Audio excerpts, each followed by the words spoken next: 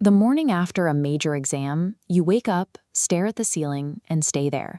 A paralyzing weight settles in your chest, keeping you pinned to the mattress. For your entire life, society has handed you a script. If you secure the grades, the school, and the diploma, happiness is supposed to follow.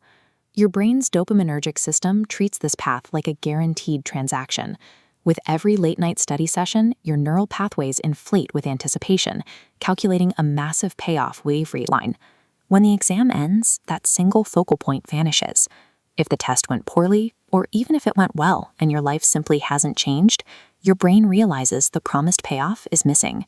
Neuroscientists call this a reward prediction error, a sudden drop in your dopamine levels.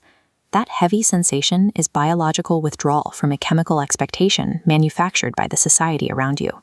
To understand why our biology is so hopelessly addicted to this single path, we have to look at the origin of the mold itself.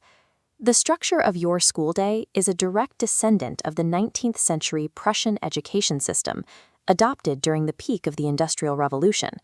Factories needed punctual workers who responded to bells, sat in rows, and followed precise instructions. The Prussian model delivered exactly that, trading individual curiosity for predictable obedience. By 1914, millions of students needed to be sorted into this growing industrial machine. A man named Frederick J. Kelly provided the sorting mechanism, the multiple-choice test. Kelly did not design this test to measure unique human brilliance or creative problem-solving. He created it as an administrative shortcut, a way to categorize massive crowds of people and assign them to slots on the assembly line. Years later, Kelly recognized the damage his invention caused by forcing complex minds into deep conformity. He rebelled against his own creation, and as a result, he was fired from his university. Like this video and subscribe if you're interested in strategies for navigating a world that was never designed for your individual growth. Struggling against a system engineered to produce compliance is a predictable reaction to an environment that wasn't built for your fulfillment. In agriculture, farmers sometimes plant a single, genetically identical crop across thousands of acres. It's called a monoculture, and in the short term, it's efficient, but it comes with a flaw.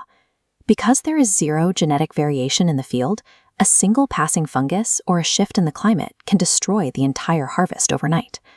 By forcing millions of diverse minds through the same multiple-choice pipeline, we are treating people like a crop. We are creating a human monoculture. This lack of cognitive diversity creates a brittle workforce. When automation or AI suddenly handles the rote tasks we spent years memorizing, people trained only to follow instructions have no defense. The pressure to conform to a single academic standard strips away the cognitive diversity required to survive an unpredictable future. For 12 years, exams train you to expect an environment where the borders are defined, and every problem is resolved by bubbling in one of 5 options. Reality is different. The real world operates on chaos, ambiguity, and margins of error. There is almost never a single predetermined correct answer to a complex problem. In a landscape of shifting technologies and dissolving job markets, the ability to rapidly learn and adjust, adaptability, determines survival. When rote tasks are automated, the capacity to handle what is unpredictable becomes the core requirement for any career. You build this adaptability by stepping outside the curriculum. It means sitting down with dense, difficult texts until you comprehend them. It means taking new tools, like AI, and pushing past their basic functions to generate tangible results. And crucially, it means connecting and expanding a human network outside the rigid walls of a traditional classroom.